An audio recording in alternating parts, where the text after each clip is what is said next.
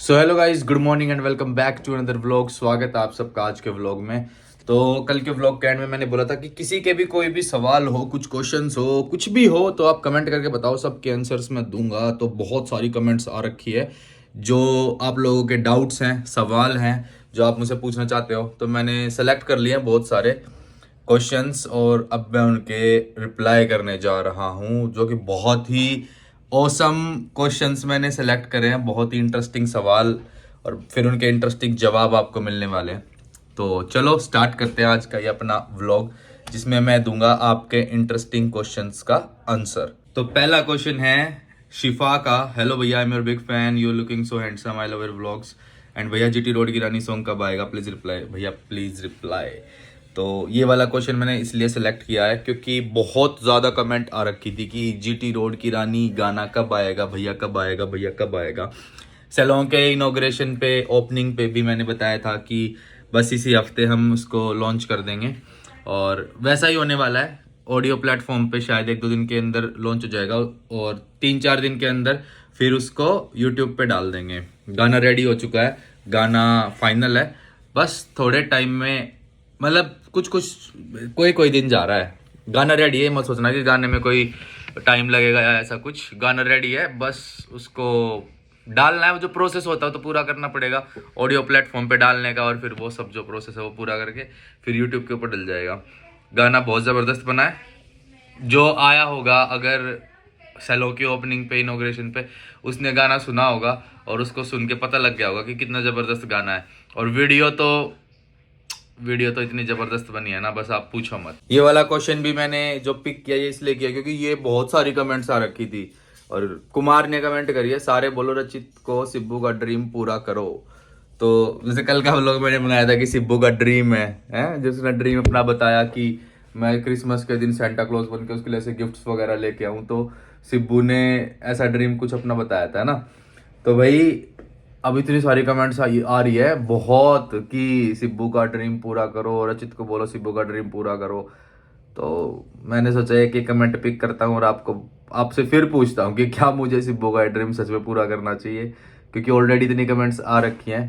तो सोच रहा हूँ कि क्यों ना कर दूँ और एक बार फिर से पूछ लूँ कि करूँ या ना करूँ। तो भाई बता देना एक बार फिर से। हालांकि कमेंट कर ही रखी है कि करना है आपको ड्रीम पूरा, पर एक बार फिर से भाई ड्रीम पूरा कर दूंगा ऐसे ही आसानी से, तो क्या ड्रीम रहा फिर। पहली कमेंट की है, ये यूजर नेम कुछ समझ नहीं आ रहा, अजीब सा है। कमेंट देखते हैं। भैया वहां पे सच में भूत है क्या? तो भाई ये बात हो रही है मेहंदीपुर बालाजी की, क्योंकि मैंने कल के व्लॉग के एंड में ये बोला था कि मेहंदीपुर बालाजी से रिलेटेड किसी का कोई भी सवाल जवाब, कोई भी डाउट, कोई भी क्वेश्चन हो सकता है, तो आप कमेंट करके बताना। तो ये उसी के लिए आया कि क्या भैया वहां पे सच में भूत है। देखो यार, वहां पे कोई भूत नहीं है। ऐसा नहीं है कि वहां भूत है और अगर आप वहां जाओगे तो आप अपने साथ भूत लेकर आ जाओगे। ये बहुत ही गलत मिथ घुसा हुआ है लोगों के दिमाग में। और दूसरी बात, किसी किसी इंसान पे अगर कोई भूत भूत का साया है, कोई नेगेटिव एनर्जी है, वो वहां जाएगा तो उसका भूत जरूर उससे दूर हो जाएगा और वहां से वो पॉजिटिविटी लेकर वापस आएगा। जैसे मैं हूँ, मैं नॉर्मल इंसान हूँ, अगर मैं मेहंदीपुर बालाजी जा रहा हूँ तो अगर जैसे मेरे को कोई नज़र वजर भी लगी है, कोई भी हल्की फुल्की भी मेरे ऊपर कुछ नेगेटिविटी है ना। अब नेगेटिविटी बहुत टाइप की होती है, एनजाइटी, स्ट्रेस, ये नेगेटिविटी हो जाती है। नज़र लग जाती है, वो नेगेटिविटी होती है। फिर भूत प्रेत, साया साया आ जाता है, ये भी नेगेटिविटी होती है। किसी भी तरह की नेगेटिविटी हो, आप मेहंदीपुर बालाजी जाओगे आपकी नेगेटिविटी दूर हो जाएगी। ठीक है, अगर आपके ऊपर नेगेटिविटी नहीं है तो आप वहां जाओगे तो फिर भी पॉजिटिविटी लेके आओगे। वहां पे कोई भूत नहीं होता कि वहां भूत है और वहां जाओगे तो भूत लेकर आ जाओगे, वो सब कुछ नहीं होता, वो सब मिथ है। अगली कमेंट करिए उज्जवल शर्मा ने, रचित भाई आप मेहंदीपुर बालाजी गए, बहुत अच्छी बात है, आप भगवान के दर्शन करने के लिए जाते रहा करो धामों में, खाटू श्याम जी के भी दर्शन कर आते आप। भाई बिल्कुल, अभी खाटू श्याम जी के दर्शन करने भी जाऊंगा।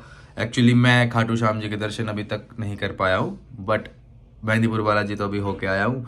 नेक्स्ट शायद खाटू श्याम जी के दर्शन ही करके आऊँगा।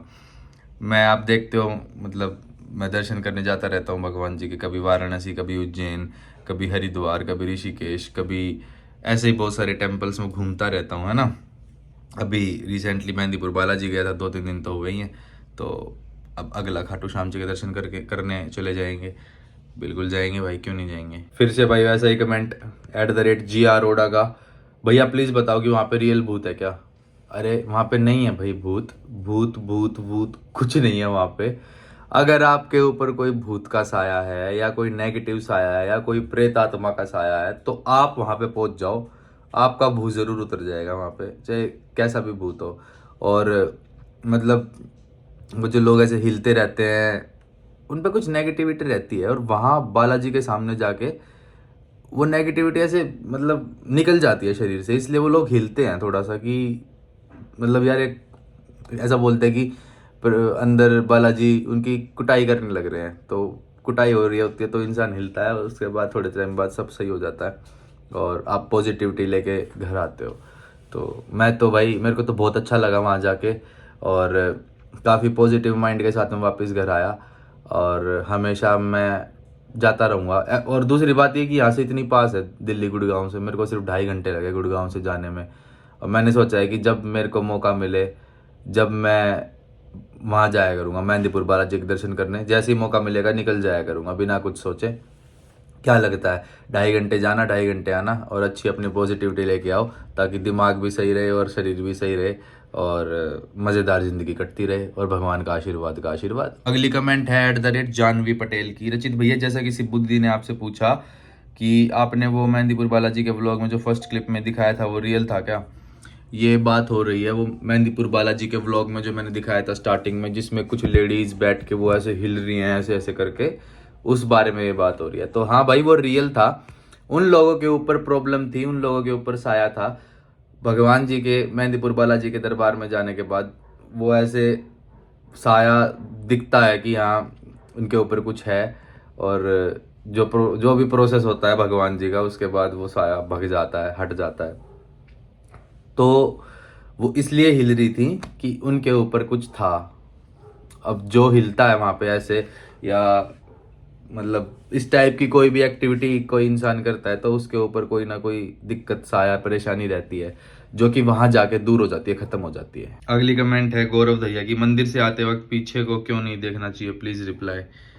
यार देखो सच बताऊं इसका एक्चुअल रीजन मुझे नहीं पता कि मंदिर से आते टाइम पीछे मुड़ के क्यों नहीं देखना चाहिए, पर जहां तक मुझे समझ आया वो इसलिए नहीं देखना चाहिए कि हम मेहंदीपुर बालाजी के दर्शन करके आ रहे हैं, पॉजिटिविटी लेके आ रहे हैं वहाँ पे, मतलब जिन लोगों पे नेगेटिव चीज़ होती है वो दूर हो जाती है, उतर जाती है। और एग्जिट करते टाइम मतलब पीछे मुड़ के ना देखें कि कोई नेगेटिव एनर्जी हमारे साथ आ जाए, पर मतलब ऐसा सुना है मैंने भी, और I am not sure, but हाँ गुड क्वेश्चन, इसका जवाब ढूंढने की पूरी कोशिश की जाएगी। और सुनी सुनाई बातों पे विश्वास ना करें तो बहुत बढ़िया। आपके मन में कोई डाउट सवाल या कुछ ऐसा क्वेश्चन होता है तो उसकी उसकी तह तक जाओ, क्यूरियोसिटी इसी को बोलते हैं, और जितने क्यूरियस आप रहोगे उतनी आप दुनिया की चीज़ों को समझ पाओगे, वरना सुनी सुनाई बातों में तो भाई लोग कुछ भी बोल देते हैं अब क्या क्या बताऊँ मैं आपको। अगला क्वेश्चन है सोनम का, भैया मेरे क्वेश्चन है कि बालाजी का जो प्रसाद होता है उसे घर में नहीं लाते हैं, प्लीज़ आंसर ज़रूर देना। हाँ ये भी वही वाला सेम उसी टाइप का सवाल है कि पीछे मुड़ के क्यों नहीं देखते, तो जो रीज़न उसका है ना कि पीछे मुड़ के क्यों नहीं देखते, वही सेम रीज़न इस क्वेश्चन का भी है कि प्रसाद घर पे क्यों नहीं लाते, तो दोनों सेम सेम चीज़ें हैं, है ना। अच्छा एक ये मैंने क्वेश्चन सेलेक्ट किया @gadgetvilla का, जिसमें कमेंट आ रखी है #stop विवेक बिंद्रा, और इतनी सारी कमेंट्स आ रखी थी कि #stop विवेक बिंद्रा, ये मेरे को समझ नहीं आया कि क्या चल रहा है, और ऐसी कमेंट्स क्यों आ रही है कि #stop विवेक बिंद्रा, कुछ कर दिया क्या गाइस विवेक बिंद्रा ने। देखो मैं अवेयर नहीं हूँ उस चीज़ से, बट आप कमेंट करके बताओ, या आप बताओ मुझे कि क्या सीन चल रहा है, ये लोग ऐसी कमेंट्स क्यों कर रहे हैं कि #stop विवेक बिंद्रा, ऐसा क्या सीन हो गया भाई, विवेक बिंद्रा का कुछ सीन हो गया क्या। तो ये थे गाइस कुछ क्वेश्चन आंसर्स जो कि मैंने सिलेक्ट किए थे, जो कि काफ़ी टाइम से मैं सोच रहा था कि आप लोगों के रिप्लाई करूँ। फिर मेरे को एक अच्छा सा एक मौका मिला, मेहंदीपुर बालाजी से रिलेटेड किसी के कोई डाउट है तो उसको क्लियर कर सकता हूँ मैं। तो आई होप कि मैंने मोस्टली सबके डाउट्स क्लियर कर दिए होंगे, लेकिन फिर भी अगर किसी का कोई डाउट, कोई क्वेश्चन, कोई सवाल कुछ रह गया हो तो आप कमेंट करके बता सकते हैं, उसका डाउट भी मैं क्लियर करूँगा कमेंट सेक्शन से उसके क्वेश्चंस को लेके। और इसका ज़रूर बताना है क्या सीन चल रहा है हैशटैग स्टॉप विवेक बिंद्रा का, मुझे आइडिया नहीं है। और सिब्बू का ड्रीम पूरा करना नहीं करना एक बार फिर से बता देना, और किसी का कोई और सवाल हो तो वो भी ज़रूर बता देना। चलो गाइज अभी इस ब्लॉग को एंड करता हूँ। आई होप आपको पसंद आया होगा और मैंने जो आपके सवालों के जवाब दिए वो आपको पसंद आया होगा। तो लाइक किए बिना कहीं मत जाना, कमेंट करके और सवाल डाल सकते हो आप अपने, जिसके मन में भी कुछ भी सवाल हो शेयर कर देना और चैनल को सब्सक्राइब कर देना। कल मिलते हैं नए ब्लॉग के साथ, तब तक के लिए बाय बाय गाइस, सारे खुश रहो और बोलो जय श्री राम।